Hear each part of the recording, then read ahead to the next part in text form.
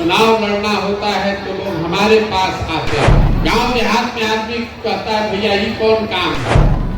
तो जैसे आपके घर में कोई बीमार पड़ता है, आप डॉक्टर के पास जाते हैं दवा कराने, डॉक्टर साहब 500-1000 रुपया फीस लेते हैं दवा बताने के लिए। वैसे ही आप जिसको देश में बड़ा नेता जानते हैं, मुख्यमंत्री, प्रधानमंत्री, जिसको आप अखबार में, टीवी पर देखते हैं, पढ़ते हैं, इनका जब चुनाव में गाड़ी फंसता है तो लोग हमारे पास आते हैं सलाह लेने कि कैसे चुनाव लड़े तो जीत जाएंगे। और हमारा फीस 200-400 रुपया नहीं है, 2-4 लाख भी नहीं, 2-4 करोड़ भी नहीं। हमारा फीस है 100 करोड़ या उससे ज्यादा। इतना पैसा लेते हैं, इतना पैसा लेते हैं, तब लोगों को बताते हैं कि चुनाव कैसे जीतना है। लेकिन उस काम को हमने 2 बरस पहले छोड़ दिया। अब आप कहिएगा ये भैया इस जमाने में जिस काम में 100-100 करोड़ रुपया मिलता है, उस काम को छोड़ के पैदल पैदल गांव-गांव में काहे घूम रहे हैं। काम को इसलिए छोड़े कि 10 बरस बड़े बड़े दल और नेताओं के साथ रह के जिता के ये अनुभव हुआ, नेता और दल के जीतने से जनता का जीवन नहीं बदलता। ये आपको हमको लगता है हमारा दल जीत गया, हमारा नेता जीत गया, हमारा जात वाला जीत गया, हमारा झंडा वाला जीत गया। जो जीत गया वो जीत के हेलीकॉप्टर पर गया, और आप और आपके बच्चे जहां थे वहीं पर रहिएगा। मुझे ये अनुभव हुआ कि अगर भगवान ने हमको शक्ति बुद्धि दिया है, जिसको सलाह देते हैं, जिसका हाथ पकड़ते हैं, वही आदमी जीत के राजा बन जा रहा है। तो नेता और दल को तो बहुत जिता लिए, एक बार चल के बिहार की जनता का हाथ पकड़ते हैं, आपके और आपके बच्चों को जिताने का प्रयोजन करते हैं। इसीलिए ये पद यात्रा शुरू की है। वोट नहीं मांगते।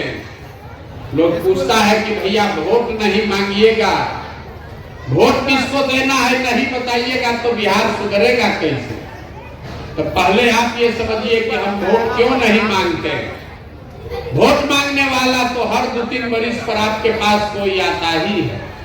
जो आता है वो यही कहता है हमको वोट दे दीजिए, हम आएंगे तो सब काम आपका हो जाएगा।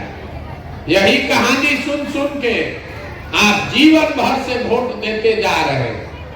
पहले कांग्रेस को जिताए, फिर 15 बरिस लालू जी को राजा बनाए, अभी 18 बरिस से नीतीश बाबू कुर्सी पर बैठे हैं। दिल्ली में हमने आपने मोदी जी को भी बैठा कर देख लिया। आपका और आपके बच्चों का जीवन नहीं बदला।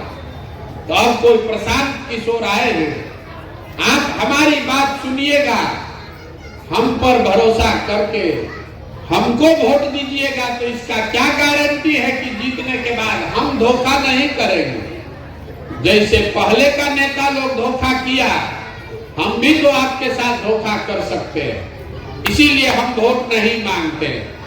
अभी 15 मिनट में आपको रास्ता बताएंगे।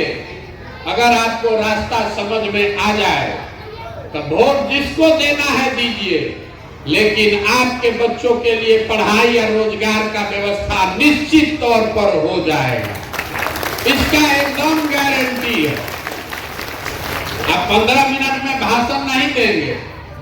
जितना लोग आप आए हैं, 4 वकील जमा आपसे सवाल पूछेंगे, आप जवाब दीजिए। हाँ चाहे ना बोलना है सबको, आप जवाब दीजिएगा। आपको अपने आंख के सामने दिखेगा कि आपकी बर्बादी का, बदहाली का कारण क्या है और क्या करने से आपकी गरीबी खत्म हो सकती है। जवाब सबको देना है, हाँ या ना बोलना है हाथ उठाकर। आप जितने लोग यहाँ आए हैं, सब लोग जरा सोच के बताइए, आपके गांव पंचायत में और कुछ हो या न हो, आप सबके बच्चों के पढ़ने के लिए अच्छी व्यवस्था होनी चाहिए या नहीं होनी चाहिए। भाई हाथ सबको बताना है, होना चाहिए कि नहीं होना चाहिए। होना चाहिए। हाथ नीचे कर लीजिए। हम नहीं बोले हैं।